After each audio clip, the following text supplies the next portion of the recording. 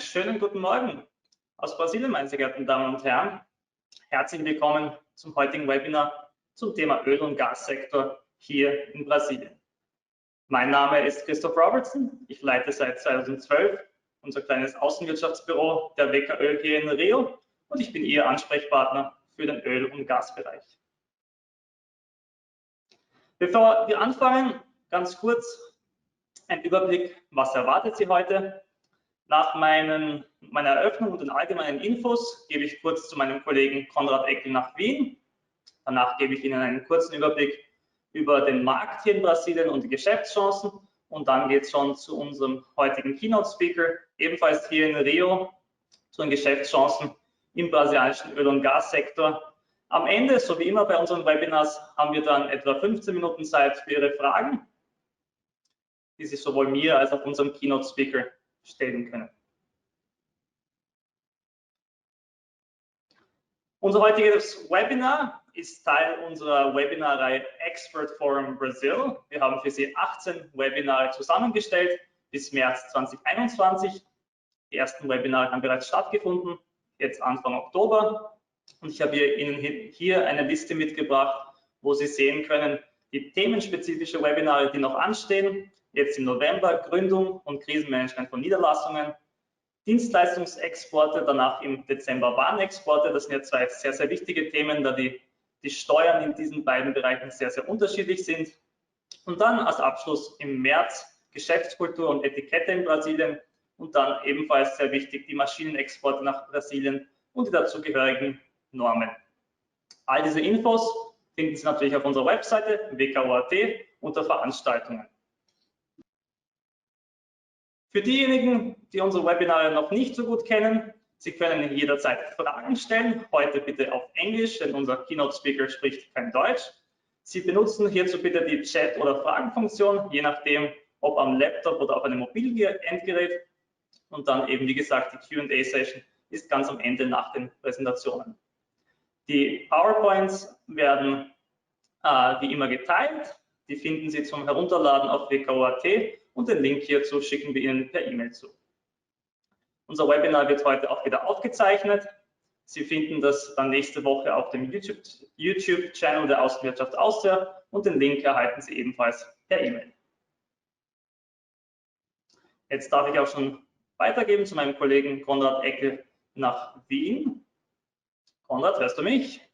Ich höre dich wunderbar, Christoph. Einen schönen guten Nachmittag auch von meiner Seite hier in Wien.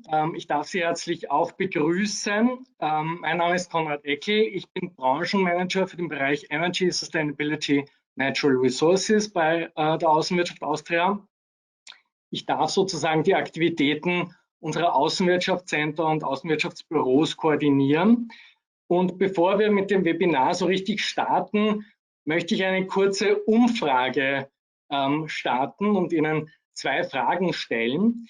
Die erste Frage ist Ihr Unternehmen bereits in Brasilien aktiv? Sie können das jetzt einfach kurz mit einem Klick mit Ja oder Nein auf dem Bildschirm beantworten. Warum stellen wir Ihnen diese Fragen? Es ist immer ganz spannend zu wissen, mit wem hat man es eigentlich zu tun heute? Wie sollen wir denn unser Webinar anlegen? Das heißt, eher auf Neueinsteiger im brasilianischen Markt eingeben oder haben wir es heute schon mit richtigen erfahrenen Unternehmerinnen und Unternehmen zu tun? Und da sehen wir, 75% sind bereits in Brasilien aktiv und 25% new to market, also für dieses absolutes Neuland. Das heißt, man kann schon ein bisschen von einem gewissen Grund-Know-how ausgehen. Das ist immer ganz interessant zu wissen. Jetzt möchte ich Ihnen noch eine zweite Frage stellen, und zwar zum grundsätzlichen Markt in Lateinamerika. Und da geht es darum, welche anderen Märkte in Lateinamerika für Sie von besonderem Interesse sind, was Sie da besonders spannend finden würden. Bitte Sie wieder das kurz anzuklicken, denn wie Sie wissen, Brasilien kann man ja auch durchaus als Hub benutzen.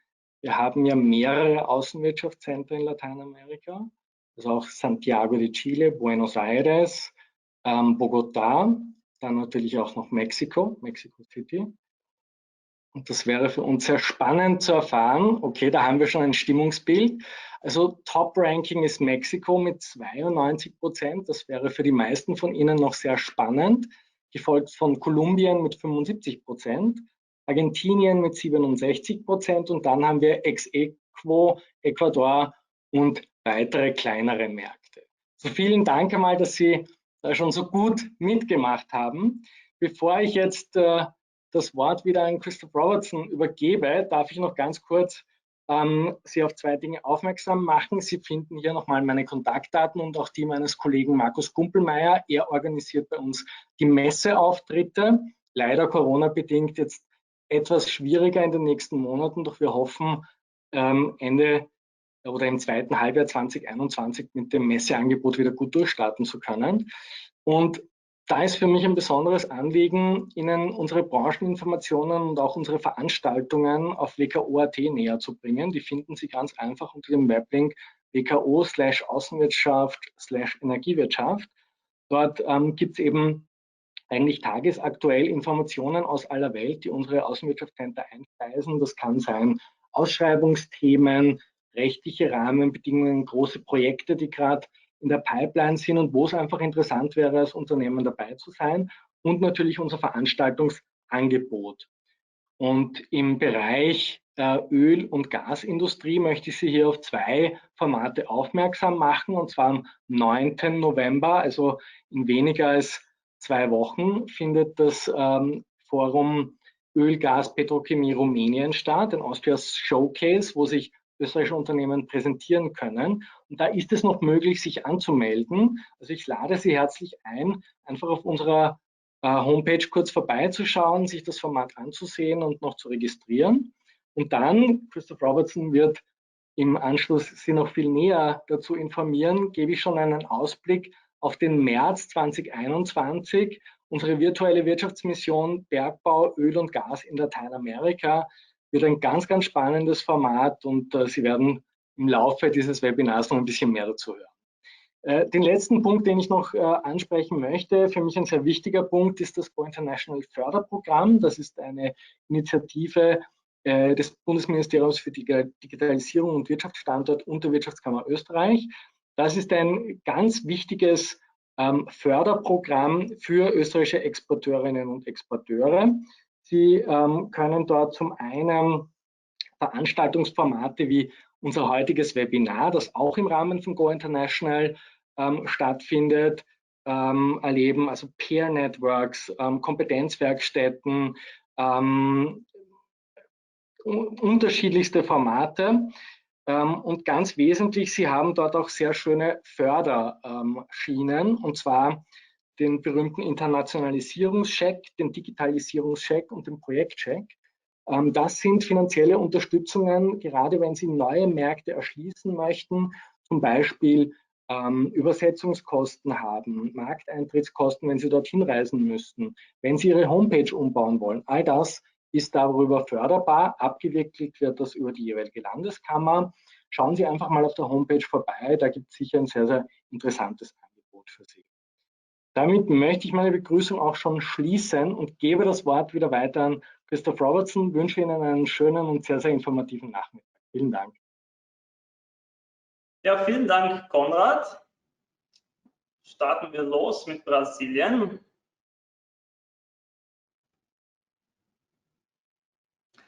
Bevor wir zum Öl kommen, ganz kurz die Covid-19-Situation hier in Brasilien. Brasilien zählt ja leider zu den Top 3 Ländern weltweit, sowohl was die Fälle als auch was die Todesopfer betrifft. Erfreulich, die Covid-19-Fälle sind am Zurückgehen. Sie sehen hier eine Statistik von gestern von der Stadt Rio de Janeiro. Sie sehen, 6,7 Millionen Einwohner gibt es und aktuell gibt es 788 neue offizielle Fälle, deutlich weniger als es noch vor einigen Wochen waren.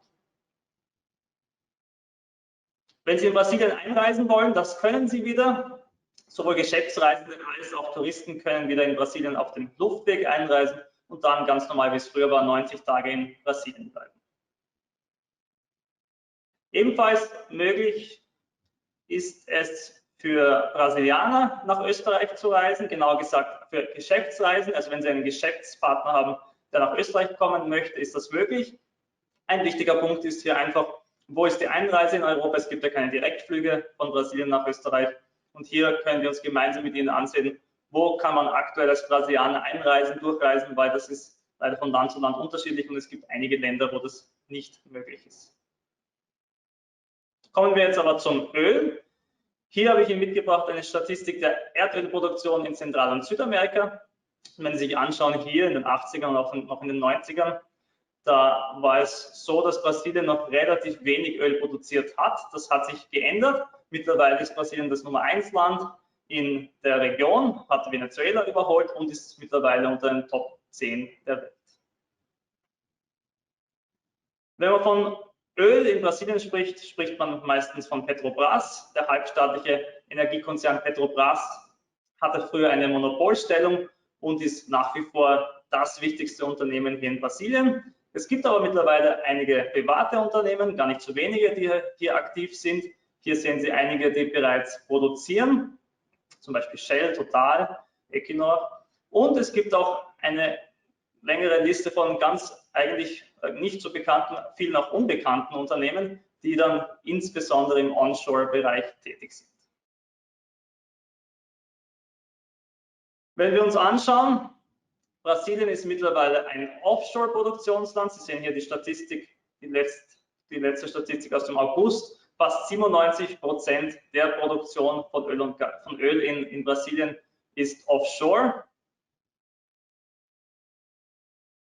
Und ganz wichtig mittlerweile ist die Pre-Salt-Produktion hier in Brasilien. Mittlerweile 70% der Gesamtproduktion. Und hier sehen Sie eine Karte von der Küste vor den Bundesstaaten Rio und São Paulo. Und hier finden Sie die Pre-Salt-Ölfelder, die man vor etwas weniger als 15 Jahren hier in Brasilien entdeckt hat.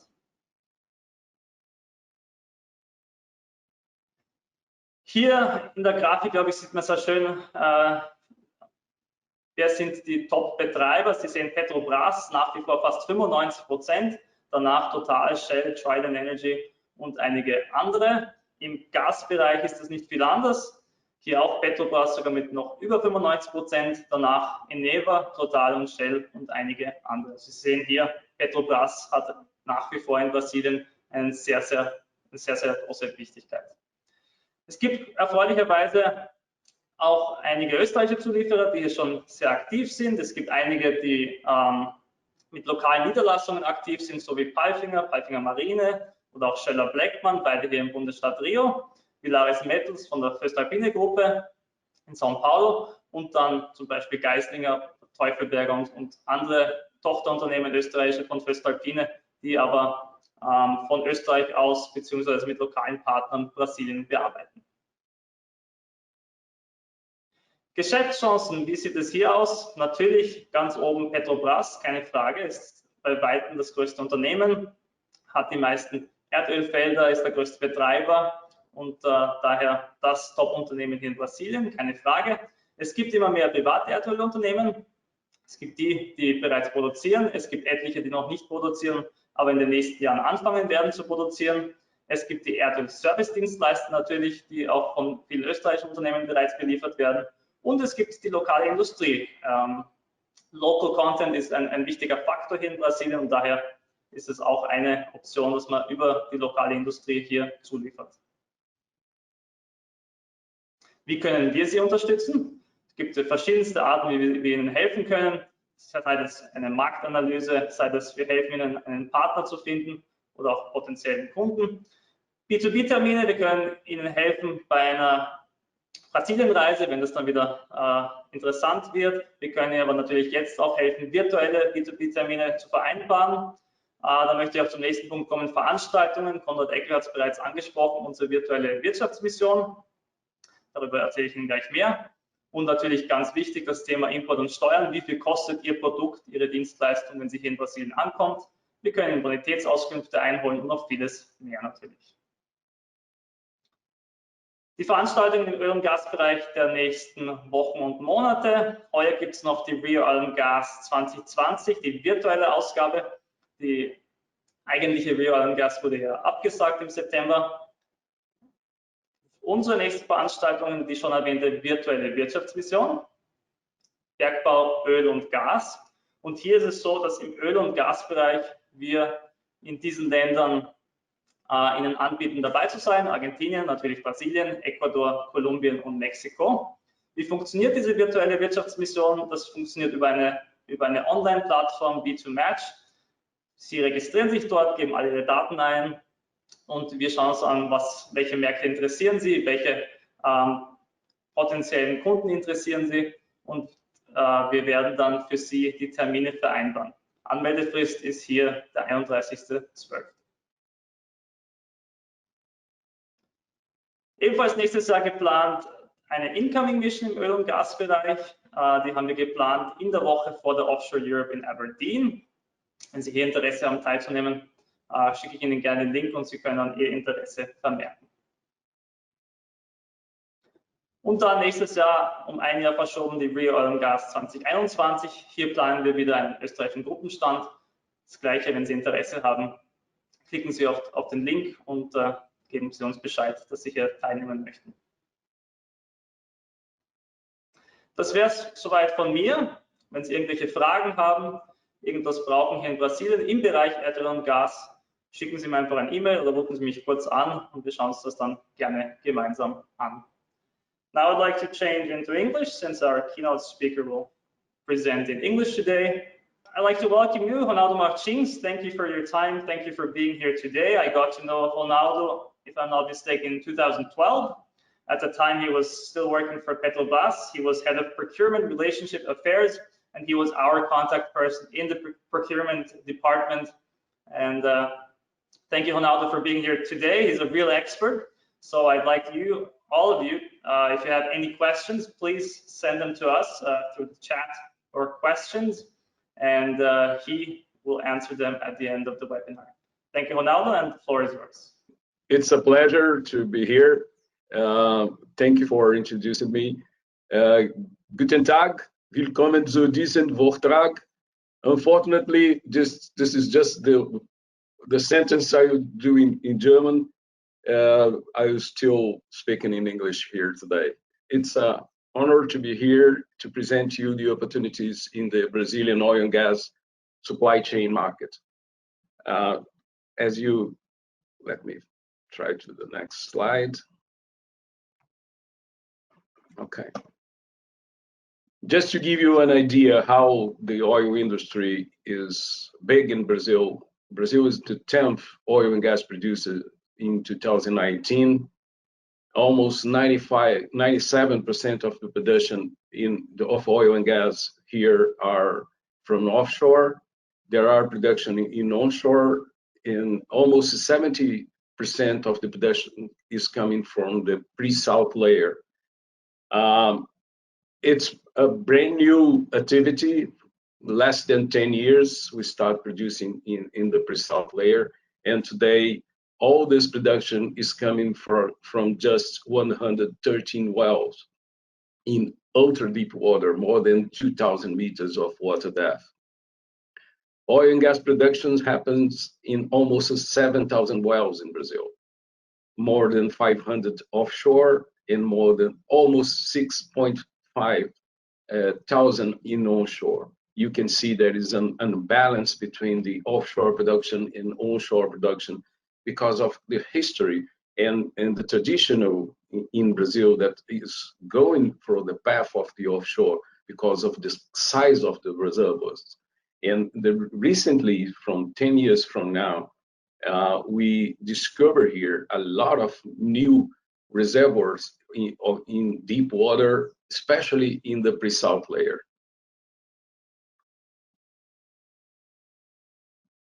During this period of pandemic, we're still working in the oil production. There is a little difference between the production last year and today, but the production is still growing up, and most of the oil fields in Brazil is still working. The platforms offshore are working normally, and there is a lot of automation installed in these platforms, and it's possible to still working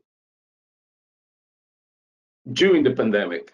This is the scenario we were seeing here today. just to compare with the other bigger producers in the world, last year, USA was the biggest one, Saudi Arabia, Russia, Iraq, Iran, China, Canada, United Emirates, Arabian Emirates, Kuwait, and Brazil. Brazil is the 10th.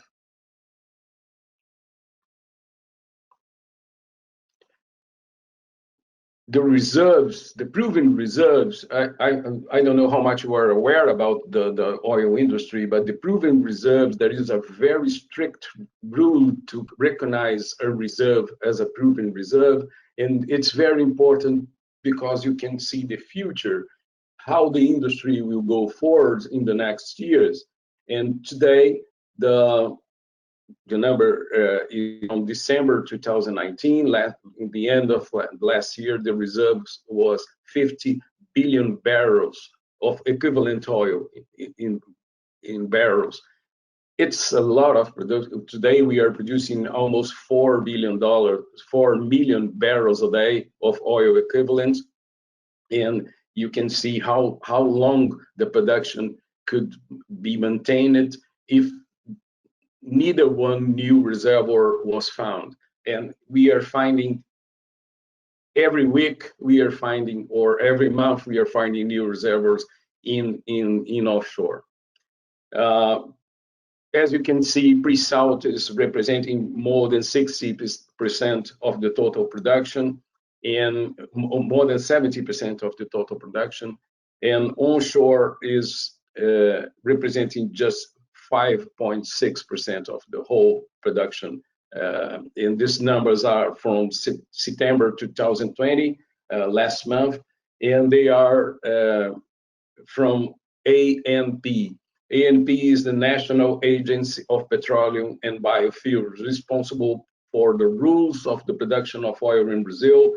It's a federal governmental agency responsible to take care of all this industry in the relationship of the society and oil companies.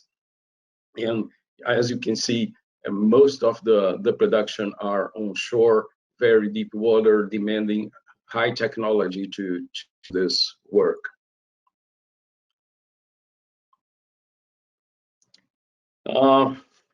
Big production, big fields, big reservoirs. Of course, big companies are coming to Brazil, and most of the major oil companies are operating here today. This is a not exhaustive list, but you can see BP, Energy, Total, Petronas, Shell, Chevron, ExxonMobil, Murphy, Phoenix Petroleum, Enalta, Repsol, and many other companies are operating here in Brazil. In partnership or alone, as Shell is doing in both ways, in partnership with other companies, and also going alone in one or two fields here in offshore. The strategy of the ANP is sell the blocks of the potential reservoirs in bid rounds. Last year we have a lot of bid rounds operating here, and most of the companies that won these bids are foreign companies that purchase new blocks in Brazil to explore and perform exploration and production activities here. And the premium of this builds is the rate between the price they pay as initial fee and the price estimated to be achieved is quite big, more than 1,500%, for example, in 37 blocks. It's a huge amount of money. It means companies are really betting and believing in the potential of the offshore industry here in Brazil.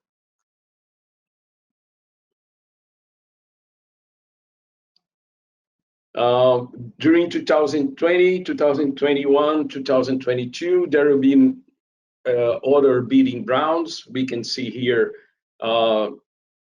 8 bidding rounds, just more one here in E&P will be performed this year, but the next 2 years we will have more 7 bidding rounds with a lot of opportunities for offshore and onshore.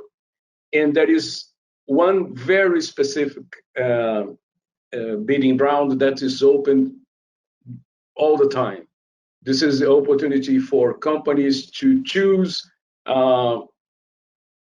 one or two fields, in most of them in onshore, that are available for new exploration and production activities. It's very interesting because it's different. It's not a bidding round with a precise week to happen, but it is, you can, an oil company could choose one field and make a proposal for A&P to purchase that field, to have the concession of that field anytime. Of course, complying with all the technical and financial requirements for the size of the field that the company will choose. But it's ongoing. Today, if a company could make an offer today or tomorrow or in March of the next year. We have here an unprecedented scenario. The crisis is the deepest and the widest ever.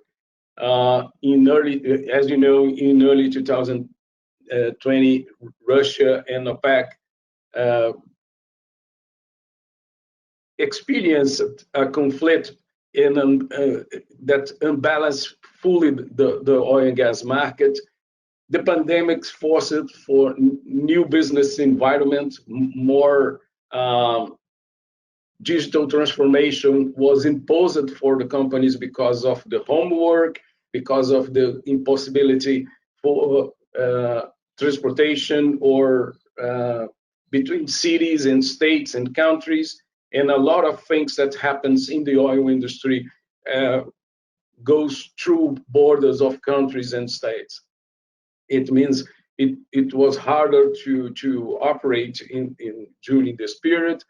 And of course, there is a crisis because of the reduction, a strong reduction of the demand of oil and gas. It's a perfect storm. We join a lot of factors in the same period of time, and it's really the most amazing crisis that we always see. But we are going on. Most of the production facilities is still operating. These facilities requires maintenance, updating, and operational support. In the medium-term future, new investments will happen. The bids is still ongoing here, as I just mentioned. Next year, we'll have more 4. 2022, we'll have more 3. And of course, from the bids up to the first oil, there will be a lapse of time about 7 to 8 years in offshore, 4 to 5 years in onshore, but the market is still alive. In my point of view, it's time to think how to reach this new market, because there is a lot of changes happening here, as you will see in the next slides.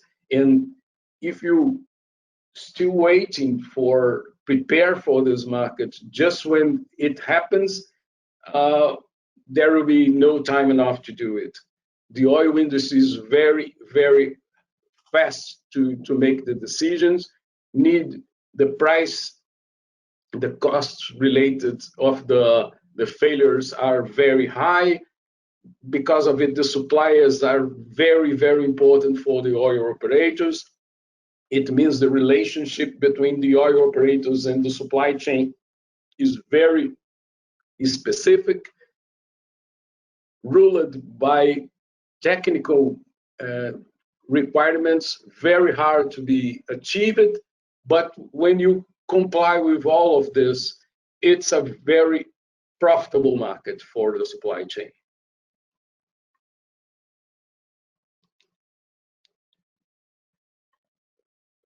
What we are expecting for the day after of this crisis, more remote workforce working home in the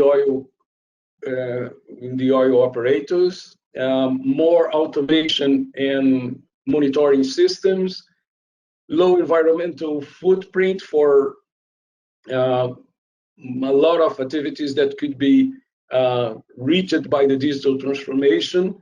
And we are experiencing this digital transformation from 2 or 3 years in the past, but today it was accelerated because of the environment we are finding today because of the pandemic.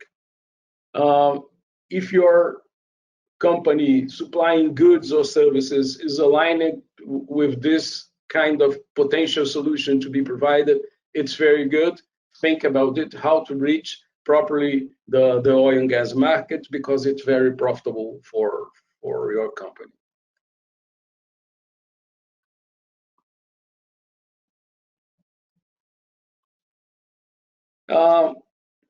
Just to realize what's happening here in Brazil today, the biggest company, as Christoph mentioned, is Petrobras. It's a Brazilian NOC.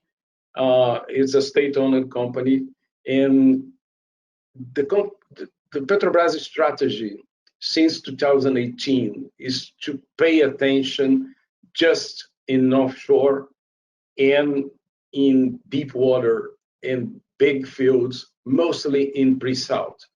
And it's easy to realize why they decided to do this, because the wells in the pre-salt layer is very productive.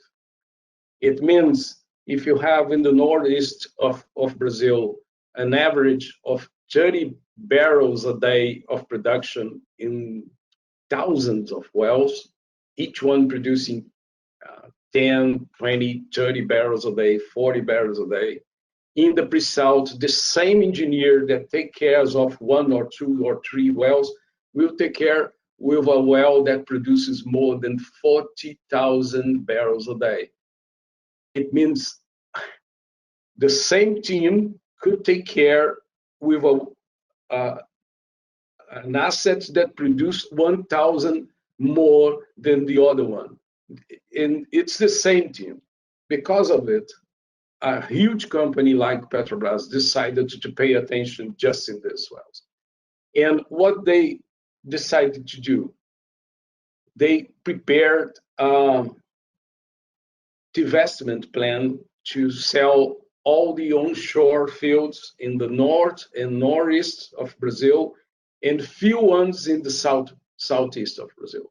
But most of the wells in the north, in the Amazon region, and the northeast of Brazil, onshore and offshore shallow water, Petrobras is selling through the divestment plan that the company is issuing teasers offering these fields, operating fields, ready to work or working to other companies, private companies that are interested to purchase.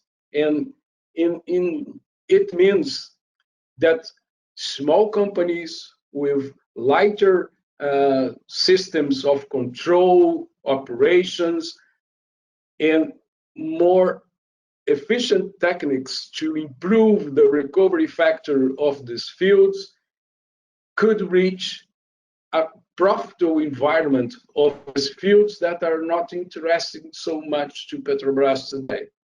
It means it's very interesting to Petrobras to sell those things, to join all the technical team in the pre-salt and the deep water wells, very productive, and for smaller companies to purchase these fields to operate in the lighter way, in the more efficient way, with smaller teams, with applying very modern techniques, improving the capacity of the reservoir to produce, and leveraging the capacity of these fields to produce more oil for more time. This is the environment we are found today, and because of it, the market's quite different from a few years ago. There is a lot of small companies from Brazil and from abroad that are purchasing these fields and are operating in a more effective way these major fields in onshore and also in offshore shallow water.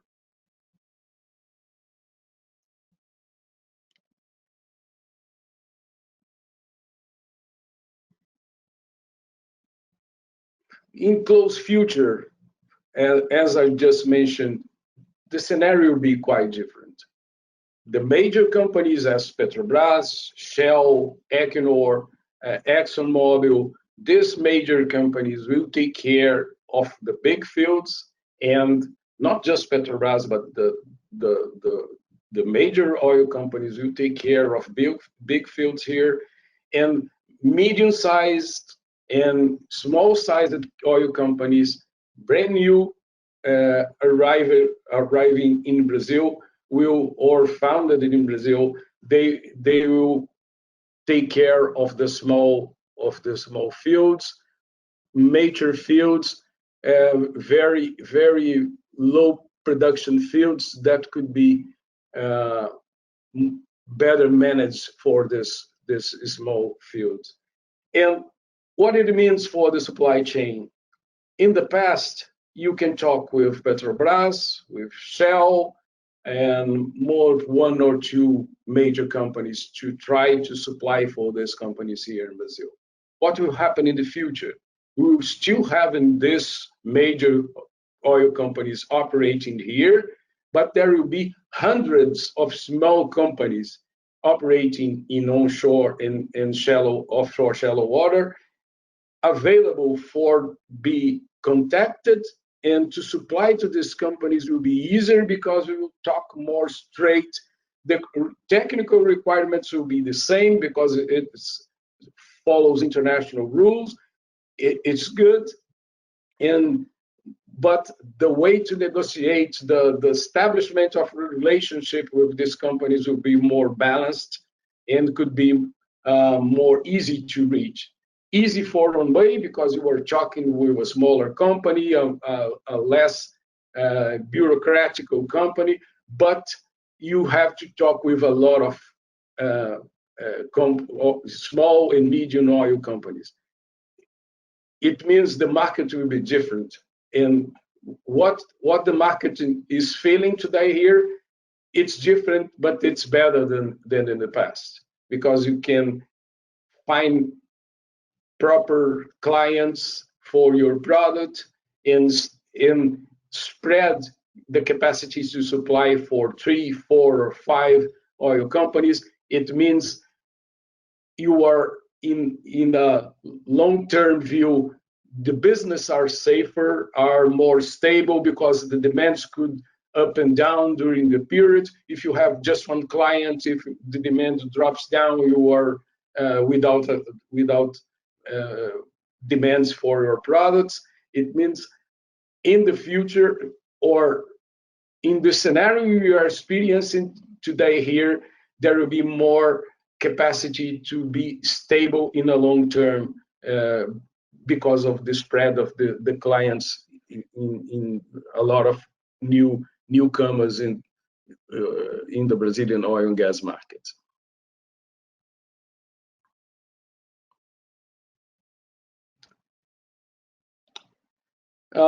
One of the things we have to pay attention when we are out of the oil and gas industry, you see a huge platform drilling almost 3,000 meters water depth, very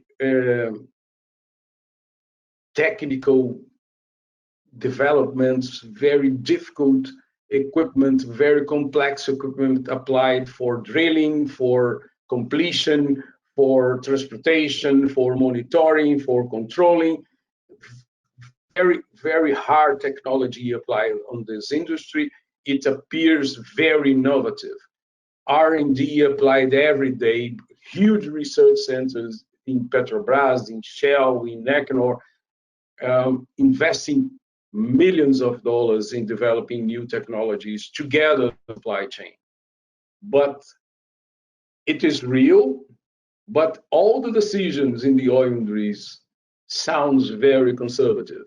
It means the industry appears innovative, but the solutions or the applications of new solutions are difficult and the decisions are very conservative. What it means, if you have an innovation to present for an oil operator, be prepared to face the conservative approach of the technical team. They have the solution that they are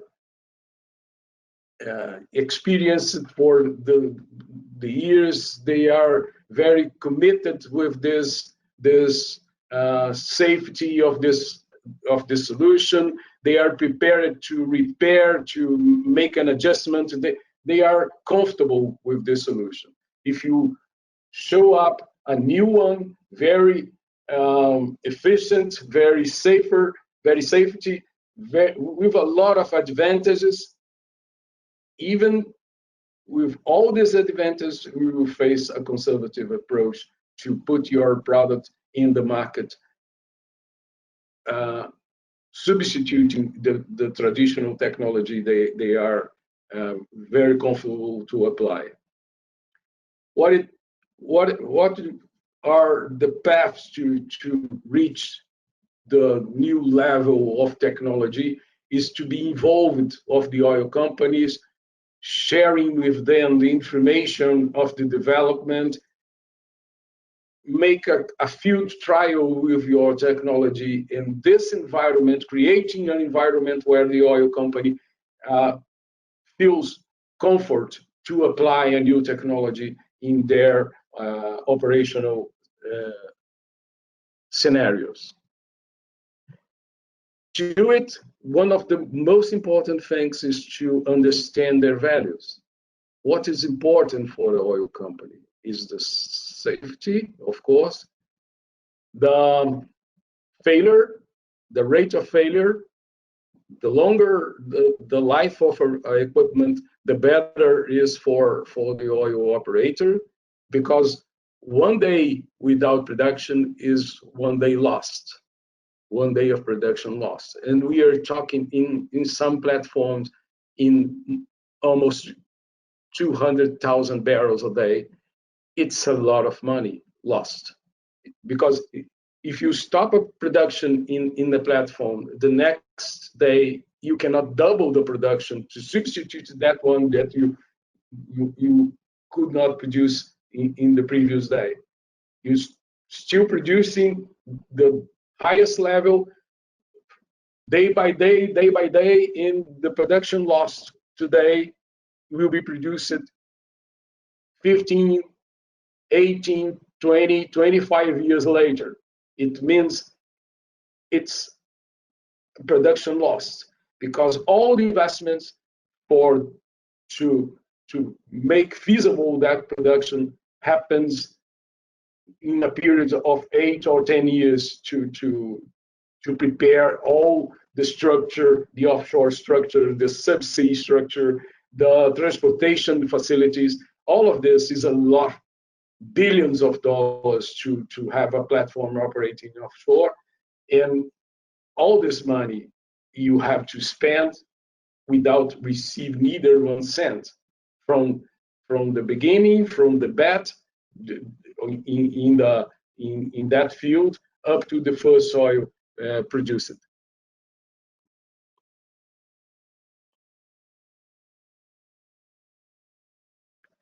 For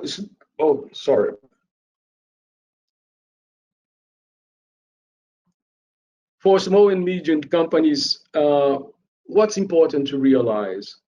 The cost effectiveness of the goods and services that you plan to supply, to be straight and agile connection with the suppliers. They are focusing on very efficient operation, and technologies to improve recovering factor of these mature fields. And they are looking for new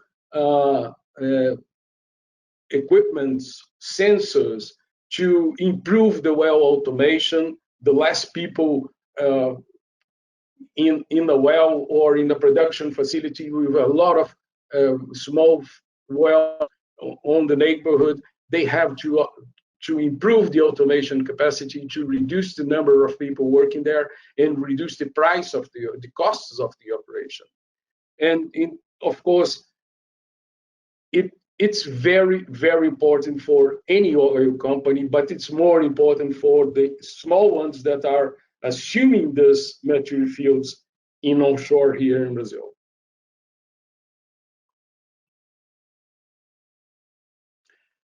Don't forget that the exchange rate between reais and US dollars or euros are in a level that we never experienced in the past.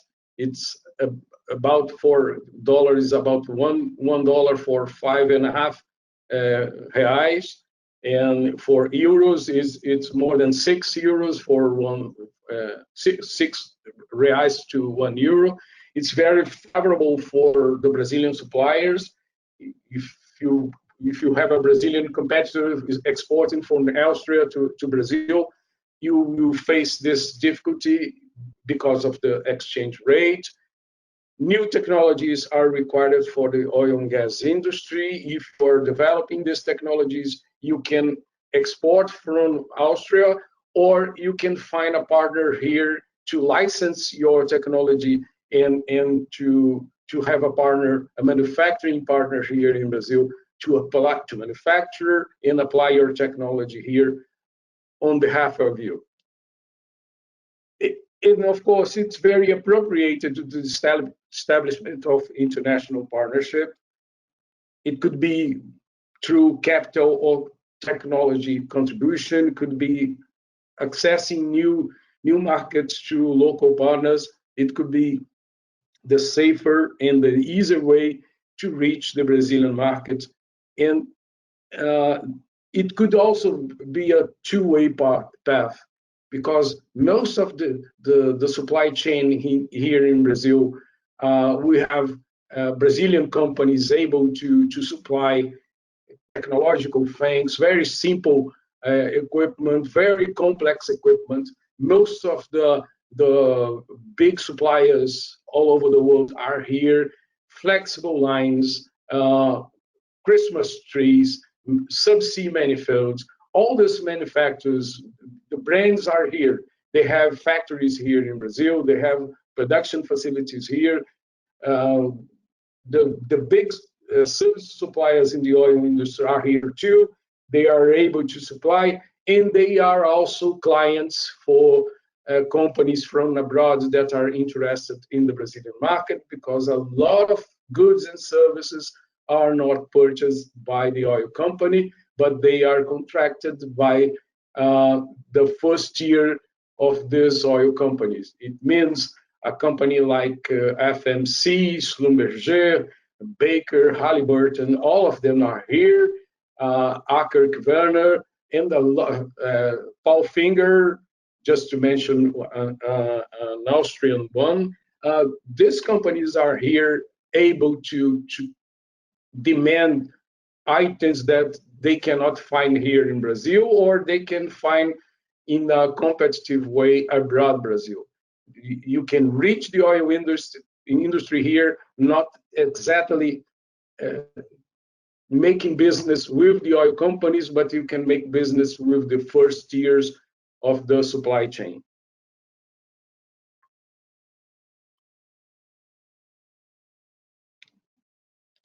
The ways to reach the Brazilian market are very simple.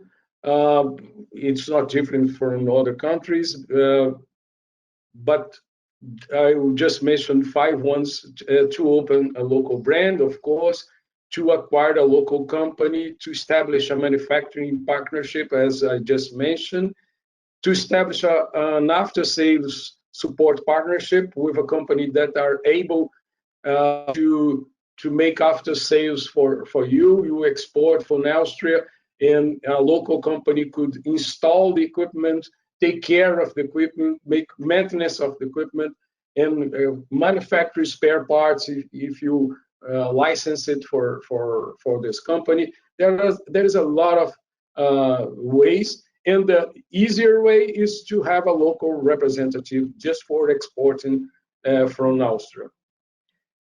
Of course, any of these paths or other ones, you have to understand the values, the contracting strategies of these companies here, and the technical requirements of your potential clients here. They could be oil companies or the first years, as I just mentioned.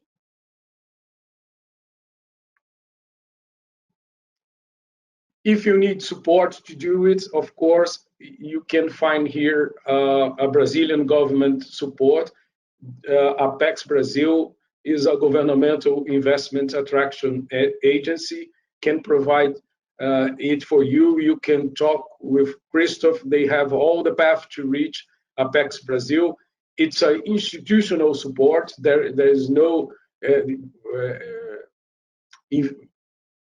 investment of money on this, but they can find investors, they can find partners, they can find land, they can negotiate tax reduction, they can have a lot of initiatives to support a foreign company to be established here or start business here, because in all of this is free of charge, because it's a governmental agency trying to attract investment and business to Brazil.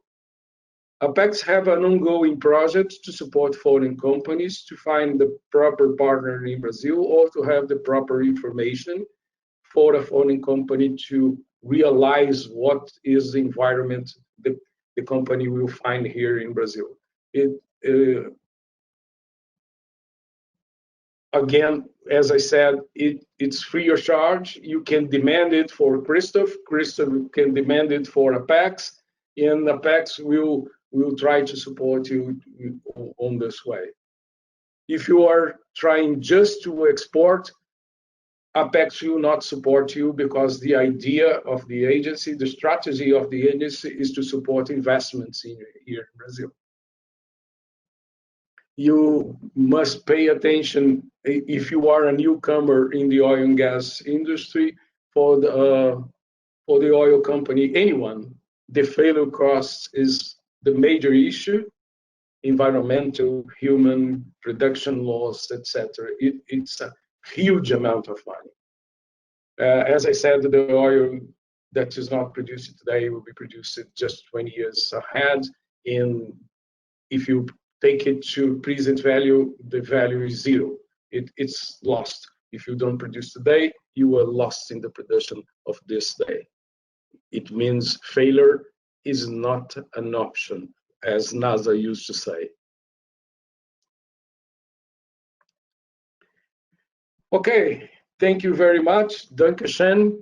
The opportunities are here, and you have the chance to reach the Brazilian market for the proper path with the support of Christoph in Rio de Janeiro, or the Apex Brazil in Brasilia, in the Brazil's capital, or through the Ensotec, my company, that are on this business for decades. Thank you very much. It was a pleasure to contact you. Thank you very much, Ronaldo, for your presentation. Thank you for your insights. Let's go to the Q&A session.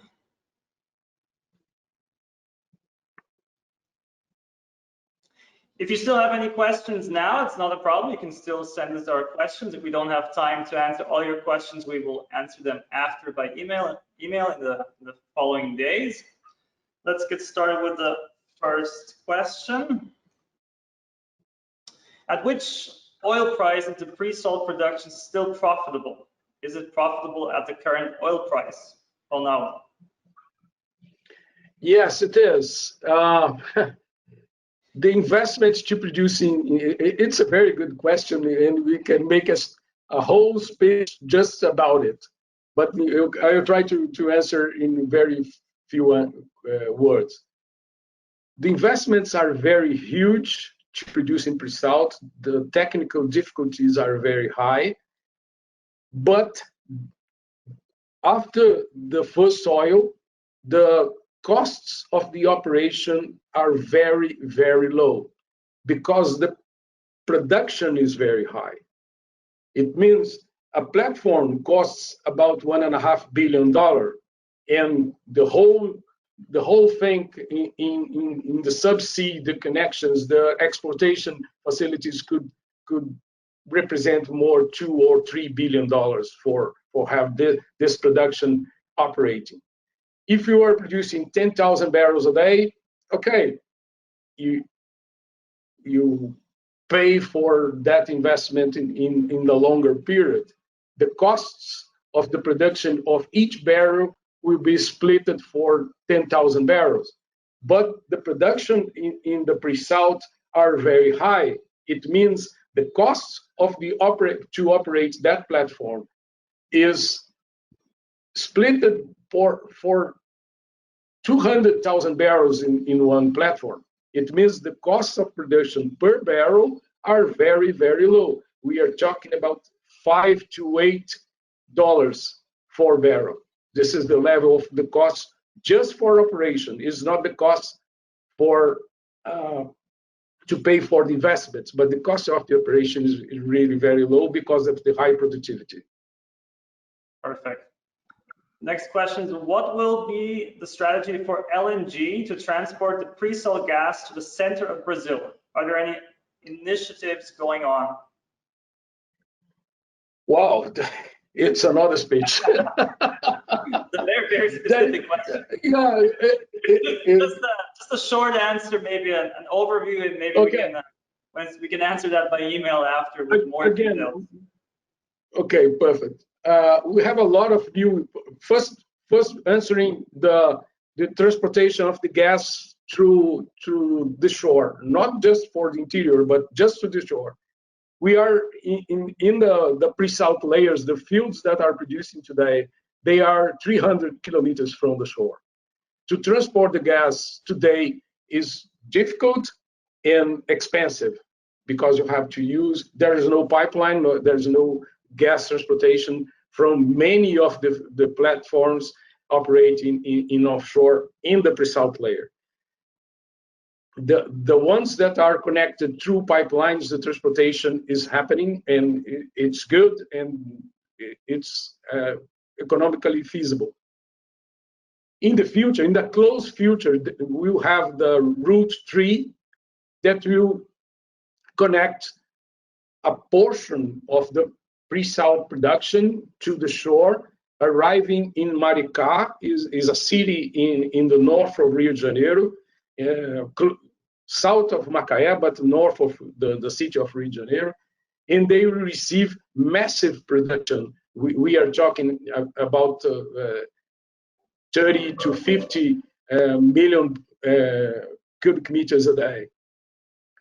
This production is just part of the total production of the pre-salt fields, and there is a new plan to improve the capacity to connect the offshore fields to the shore to reach the network, the small network that we have in Brazil, compared with countries like Canada or United States or Europe, where the network of gas pipelines are huge.